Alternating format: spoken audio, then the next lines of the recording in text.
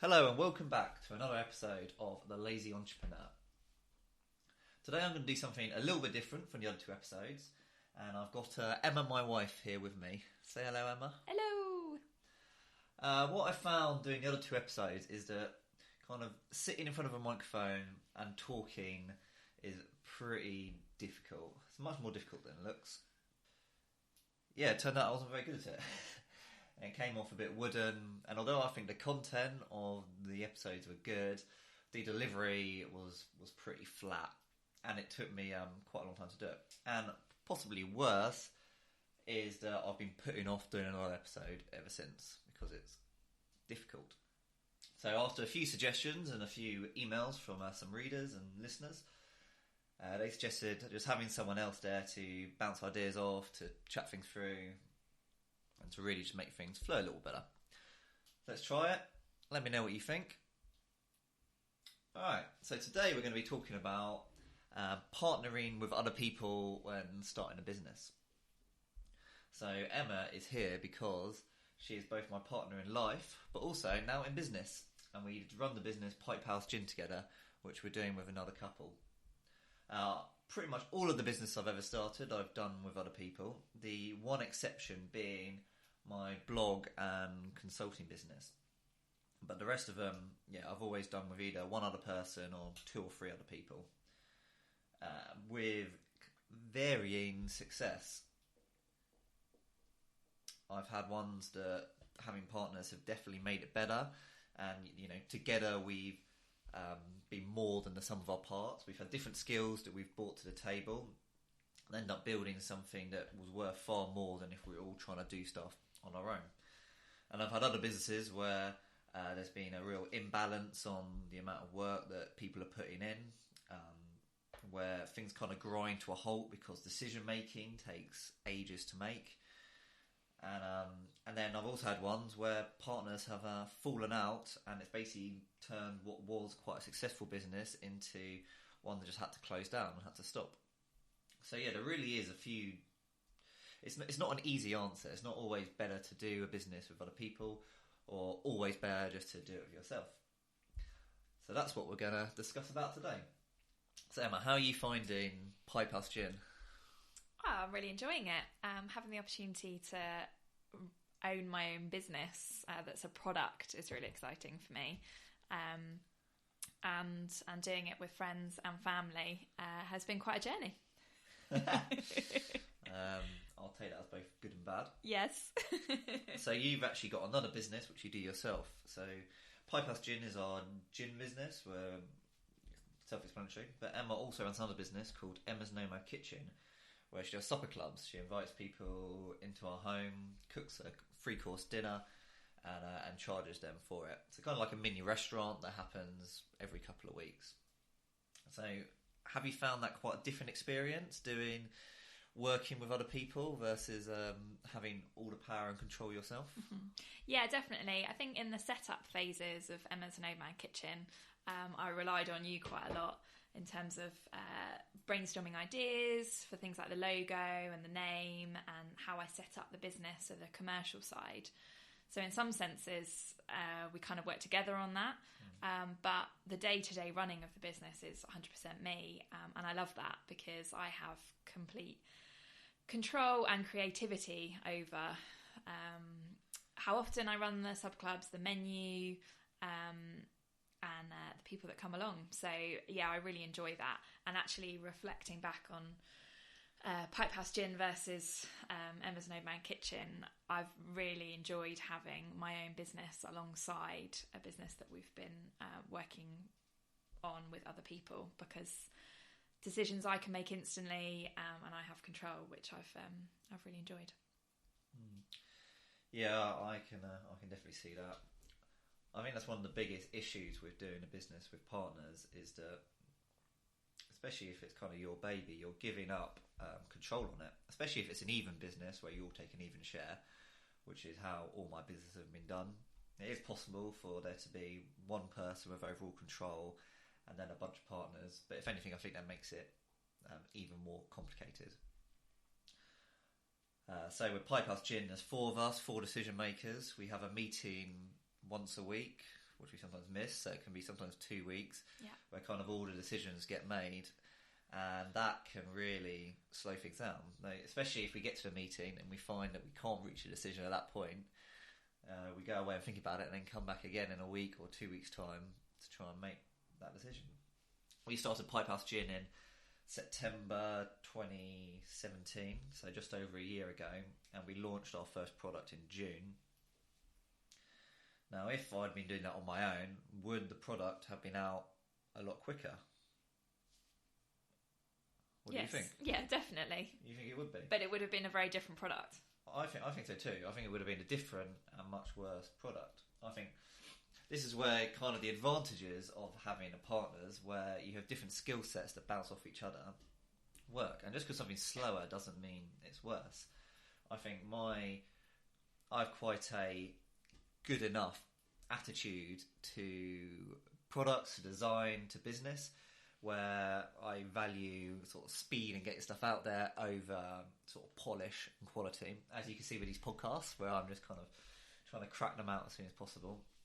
Whereas some of our other partners, so Katie, who was an art teacher before doing this business, is the complete opposite. She's 100% perfectionist. Yeah. And I think if she was doing it on her own, the product would never be released. If I was doing it on my own, the product would be released very quickly and wouldn't be anywhere near as good. And then kind of bashing heads a bit, we're able to get something that actually has both really good polish and which we... And it's commercial. And it's commercial, yeah, and actually have a product that made it out there. So let me talk a little bit about the advantages of working with partners and how they kind of work for me. So the first one I've put down is accountability. This is a lazy entrepreneur, and it's kind of called that because I struggle with motivation. I need to be excited about something in order to get up in the morning and go and do it. But on the other side to that, I'm also a people pleaser. I don't like letting people down. And so by having a partner who I make promises to, I say I will have this done by this date, means that even if I'm not feeling like it, I'll normally go out and do it. So for me, accountability is quite a big thing. Even just having the accountability that I know where we've got a meeting once a week. Mm-hmm. If it was up to me, if it was plan a new meeting when you feel like it, we'd probably never meet. But it's a meeting every week, and everyone else knows it's happening. And Emma books it in my diary without telling me. Yes, I do. And so I turn up. It's in the morning. You put on a pot of coffee, and by about halfway through, I'm really into it. Once you've woken up. Once I've woken up. So accountability is a big thing. But for you, maybe that probably isn't such a big point, because you're quite self-motivated already. With Emma's Nomad Kitchen, it doesn't take much for you to spend a few days and planning recipes and trying out new things in the kitchen and doing all the preparation. I've never seen you putting it off, that's for sure. Yeah, definitely. Well, it's because I really enjoy it. I think there's only one element to it that I hate doing, which is ironing the napkins. And that's the thing that I put off all week. Yeah. So I think that shows how much I enjoy the overall business, because, yeah, I always make time to do it, and I enjoy doing it. And what about with Pipe House Gin? Because you got what a lot would consider one of the less fun roles in Pipe House Gin. You are kind of responsible for the emails and following up people, chasing unpaid invoices. You're also responsible for a lot of the sales stuff, actually going around to bars and restaurants, flirting with the barman, trying to get him to buy our gin. Is that what you think I do? So what about with that? Well, I think, I really am a people person. So I like meeting new people and building relationships. So through emails and through meeting different people in the food and drink business, that's also the part of the business that I really enjoy. So although for you it might look like, I spend loads of time doing admin, calling people up, chasing them and emailing them, actually I really enjoy the end result. And I think I'm quite good at the admin side of it. So it's something I just kind of run with, really. Another advantage of doing a business with partners is that you have different skill sets, especially if you pick your partners wisely. You can end up with a really sort of good team. So, which I think we've kind of proved in with Pipehouse Gin. We've got Katie, who is a designer and artist through and through, and responsible for a lot of our taking the photographs, designing the labels, doing most of the branding stuff, and also runs our Instagram account. We have Emma, who's very motivated, is puts in terms of hours probably double what the rest of us all put together do. Slight exaggeration. Yeah. But is always, is very good at keeping on top of the emails, going out there, meeting people, doing all the stuff which, say, Katie and me, who are much more introverted, would find torturous. Going and walking into a strange restaurant and asking to speak to the manager and trying to convince them to buy our gin. I would find that really difficult. Yeah, I love all that. And then I try and convince Sam to take me back for dinner. Yeah, you find all the best places, don't you? Yes.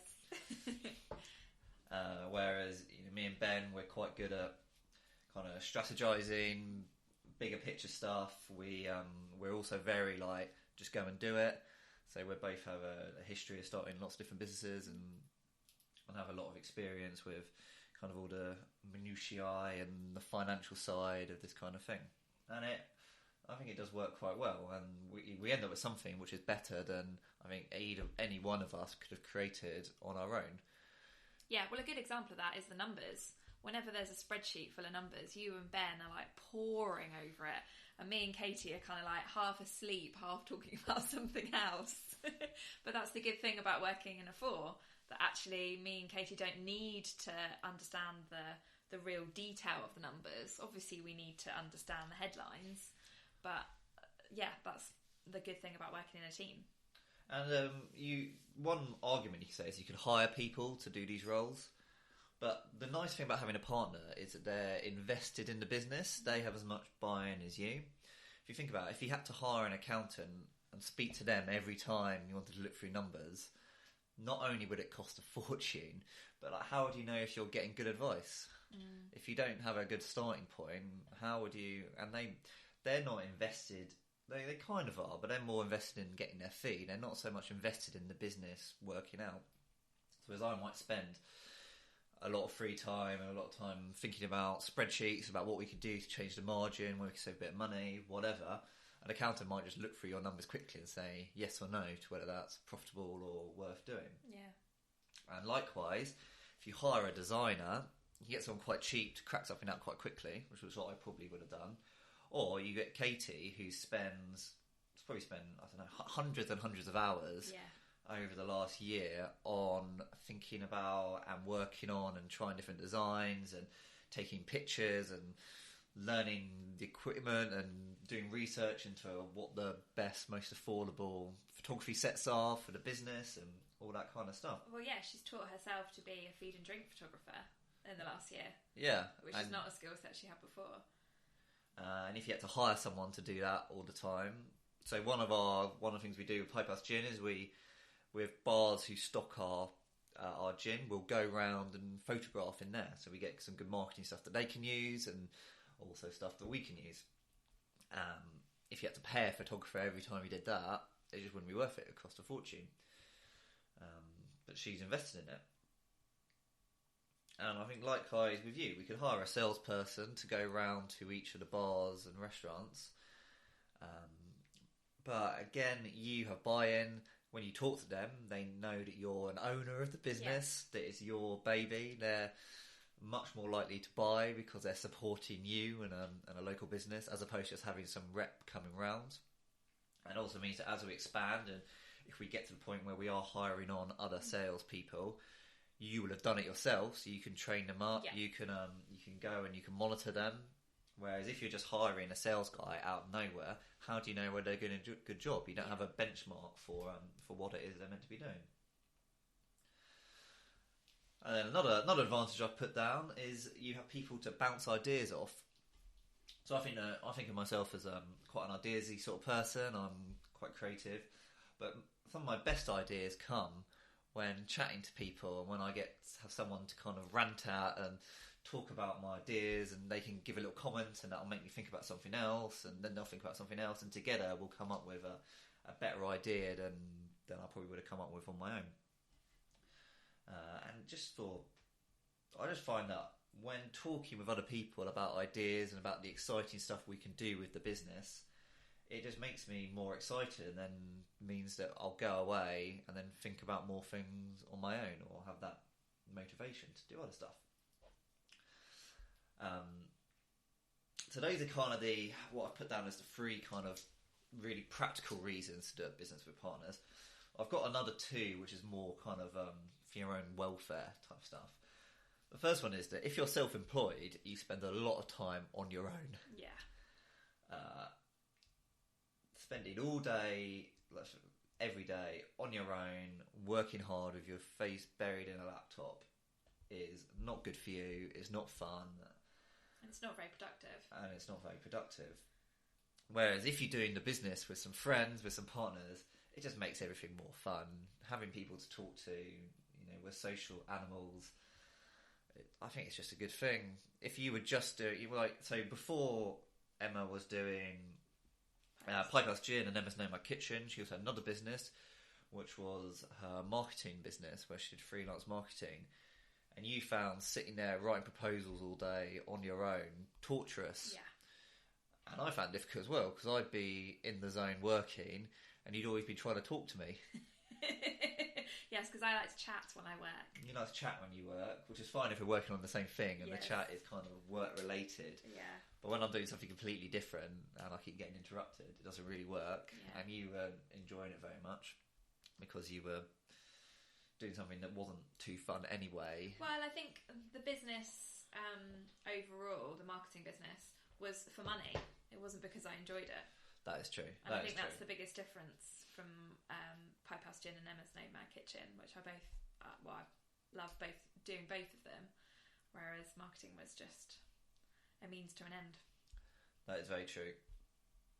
And I suppose one advantage which we have is that we're both self-employed, so we're married, so we live together, and we're around all day, both of us. Whereas if you live on your own, or if you're married but your spouse works, then you're going to be and you're working for yourself, then you're going to be spending all day on your own. Yeah. Which could drive you crazy. It would drive me crazy. It would drive you crazy. You could live for years like that. I think I'd probably be fine like that. I don't know.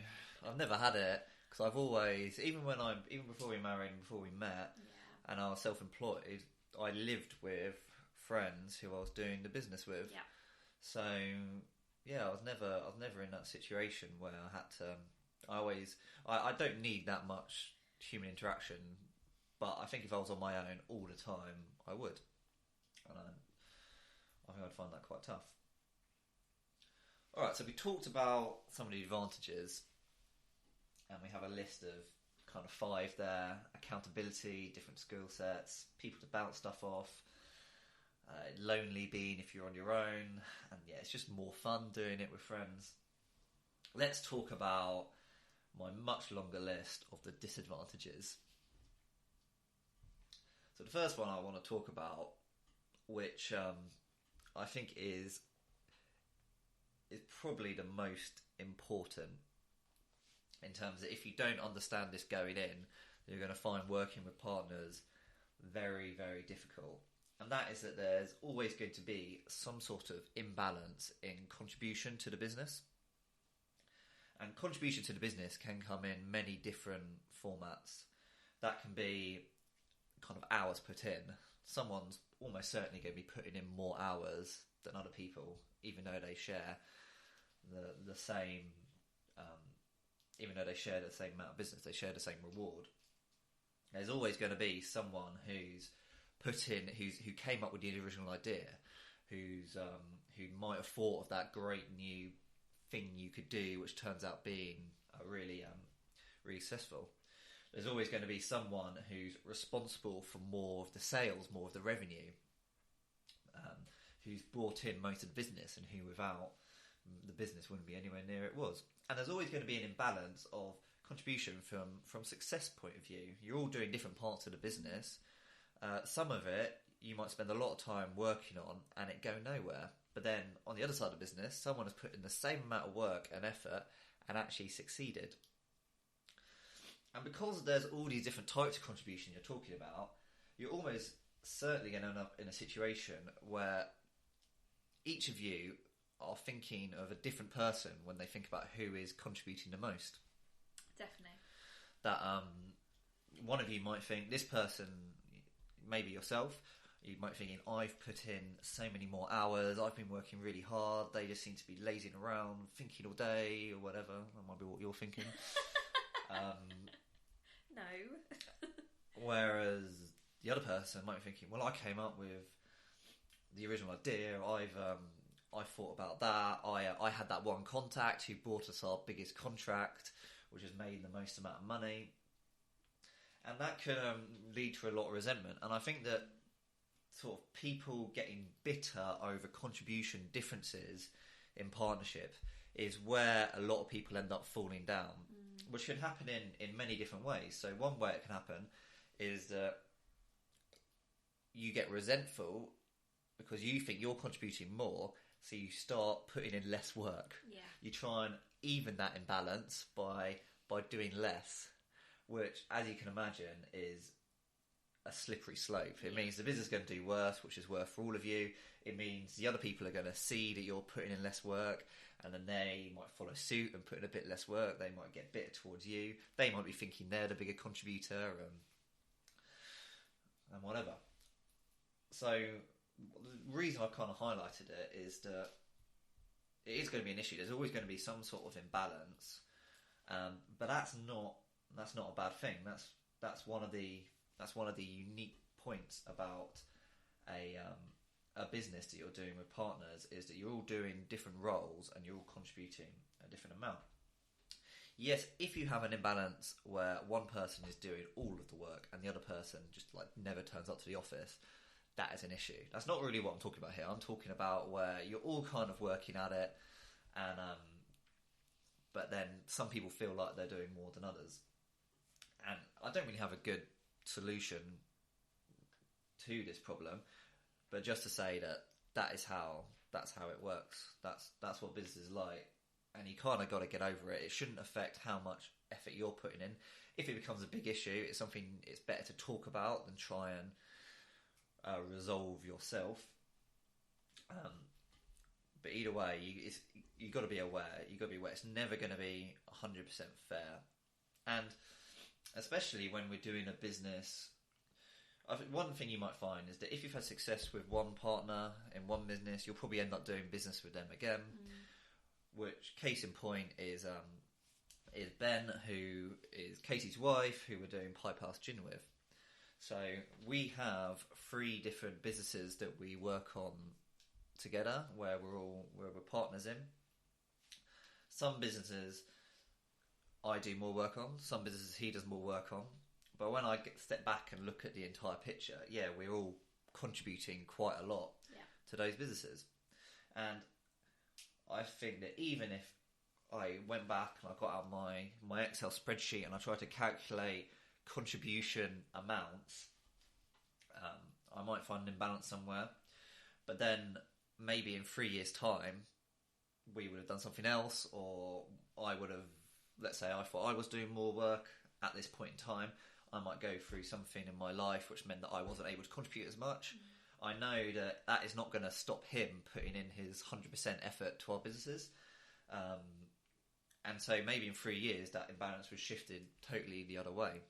I think as long as you're partnered with the right people and you know they're all committed to the business, if there are these slight imbalances, just get over it and get on with it. Yeah, I think one of the ways we look at contribution quite well in Pipe House is we look at the numbers that matter to us. So we've just started looking at sales per channel, so website, events, trade, and events was something over the summer that all 4 of us focused on. And we were really competitive in terms of sales, because we tended to split the events couple by couple. So you and Ben loved kind of comparing how many sales we'd get from that day versus that day, and yeah, for us the actual sales of bottles, the results was kind of how we measured contribution. Definitely.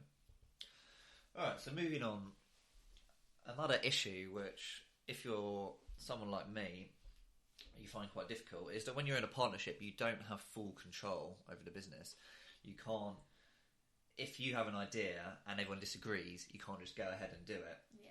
Now, I like having an idea and acting on it, and I find it difficult, especially if I disagree with people, if I'm being told no.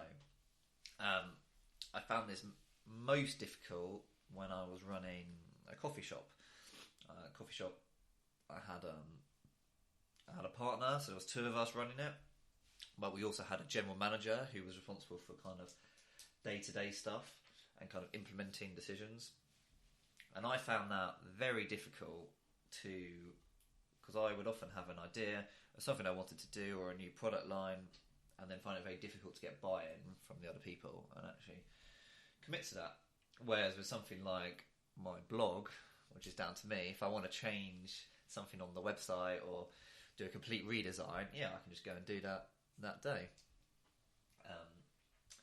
So I find that difficult.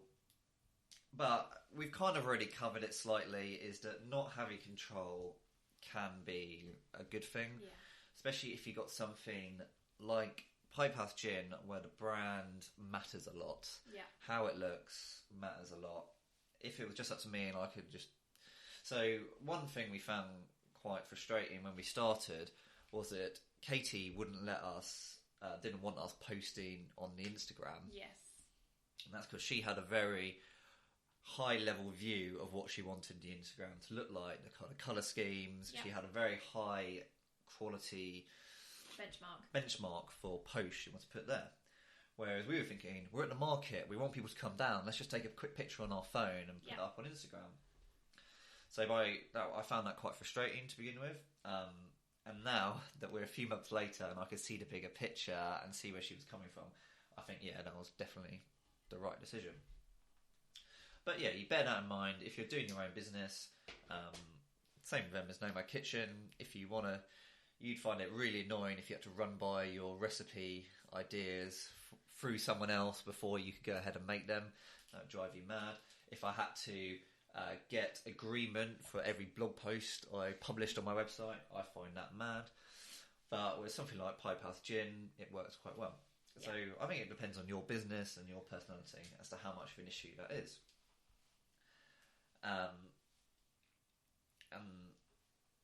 Okay, let's move on to another problem, which is that running a business with your friends or family can put a real strain on those relationships.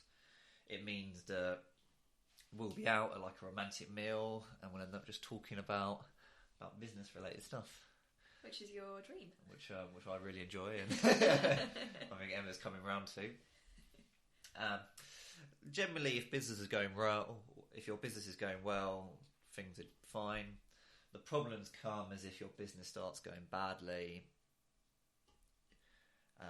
It starts putting a financial pressure on you, and it starts building. It can build resentment between each other. And I have seen a lot of people who've got into business together as best friends now not really speak to each other anymore, or become quite cold. You do hear quite a lot of stories about marriages breaking down because people have gone to business together. So it's not something you should take lightly. I think we took going to business together pretty casually, didn't we? Yeah, definitely. And I'm not regretting it. No, me neither. Not yet. Not yet. But I think the biggest part of that for us is that we are not financially dependent on this business succeeding. That's very true. Yeah, and the way we're treating this business is very much we're doing it because we are enjoying the business, not because we want it to make millions. And that would be a bonus. And that would be a bonus, but we're not planning on taking on any investment. No. We're not planning on taking on any loans. We're not planning on mortgaging our house to pay for it. We're not planning on using our non-existing kids' college fund to to fund it, and all those things are very stressful. So we're purposely building a business as least stressfully as possible. Yes.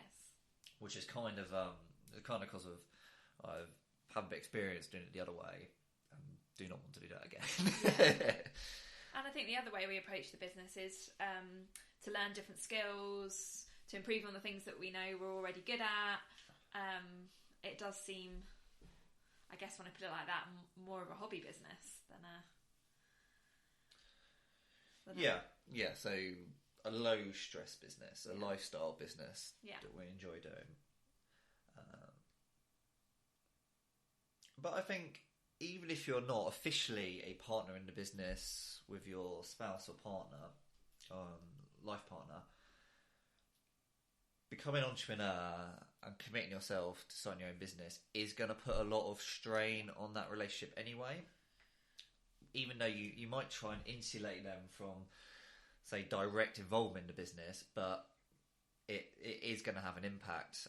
You went for lunch with someone yesterday where you were talking about how you know when not to disturb your husband. Yes. Or was it something like that? When you're in the zone, and not to kind of try and break up your workflow. But that took a number of years and quite intense travelling. The two of us kind of spent a lot of time together when we were travelling the world, and that was one of the lessons that I learned. To get to know the ebbs and flows. Yeah. If you're both working 9 to 5 jobs, then when you're not at work, that's kind of you time. Whereas Saturday, if there's something I need to do, I'm going to be working on it. If it's 1 a.m. in the morning and I've just got into the zone and I'm really being very productive, I'll just keep doing it. And likewise, when things are going bad, don't really want to go into it, but the last month has been very, very stressful in one particular business. And you obviously get a bit of the brunt of that when I'm moody or don't want to talk or just plain bad tempered. And it affecting your health as well. And it affecting my health, stress is not good for you, and stress does seep into the outside world, especially when your business is you. There isn't really a work-life balance. You can try and build in work-life balance, but it's very difficult to have a work-life balance when you're an entrepreneur. As we said, when we go for a meal, we'll end up chatting about gin stuff. When we were on holiday a few weeks ago, Emma was always checking emails because we were getting new orders through, and I was having to log on to our fulfillment centre to ship out the gin to people. So you're kind of never really off, and that does put a pressure on your relationships. All right, I've got one last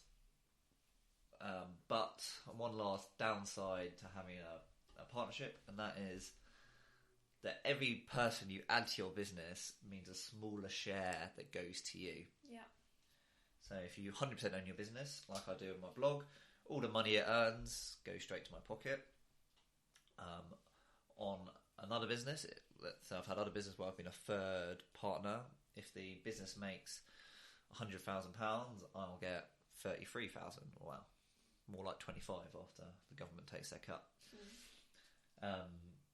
Each person you add in as a partner adds complexity to the business, slows it down, gives less control, and means any money it makes goes further. So I've spoken a little bit that often you get a case where partnering up people means that you end up producing more than you would have done individually. That's something to bear in mind when it comes to splitting the money. But it also means you should be wary about growing your partnership too far. If there's just 2 of you, that's okay. 3 of you, it's getting your portion of the pie getting smaller. 4 of you, it's getting even smaller still. And each extra person you add, the problems, slow decision making, lack of control, needing buy-in from everyone to make decisions, grows bigger, and kind of the advantages get a little bit smaller. All right. Well, I think that's it. We've kind of talked quite a lot about the advantages and disadvantages of going it solo versus having partners. So what I really want to leave this on is not a conclusive do a partnership, do it on your own. I think it really matters about who is your partner and how you work together and what your relationship is like.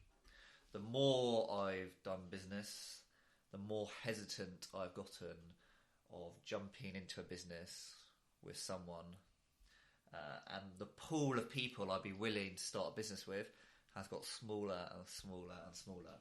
You should be very, very, very snobby about who you get into business with, because you need the skill set of someone who makes a good entrepreneur is quite small. You need someone who's self-disciplined, you need someone who's creative, you need someone who's courageous, and you need someone who works well with you. And to find that person is very difficult. So I say, if you've got someone like that, hold on to them. As I've tried to do with most of my businesses, have had crossovers of the people who've been involved. If I find someone good, I'll most certainly talk to them about the next business I want to start. But yeah, I often see people posting on forums, "Oh, I'm looking for a partner in this business. Does anyone want to join me?" Oh, it could work out, but it's quite risky. Yeah. I think you want to be really stringent, and it'd be better to go it alone than start something with the wrong partner. Bear in mind, if it goes wrong, as I've had before, that could be the end of the business.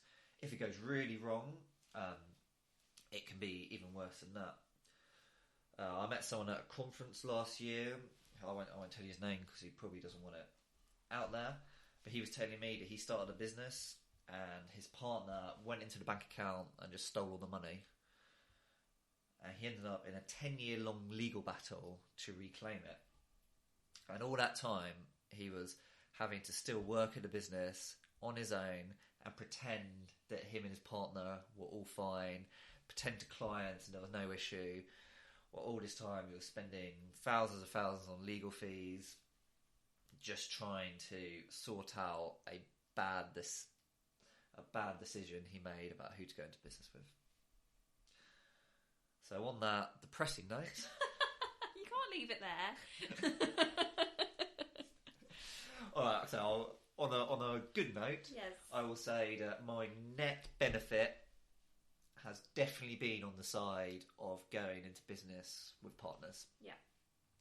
I would not be where I am today if I hadn't gone into business with partners and just tried to do it all on my own. And let's leave it there. Sounds good. Thank you very much, Emma, and I hope you've enjoyed the podcast. You can read more about it at sampriestley.com, or if you've got any suggestions or tips, please email me at hello@sampriestley.com. And yeah, please like and subscribe to the podcast. Again, this is very early days for the podcast, and we're trying different things. So if you have any ideas, any ways you think that we can improve it, please let me know. And yeah, I'll try and give it a go. Adios. Bye.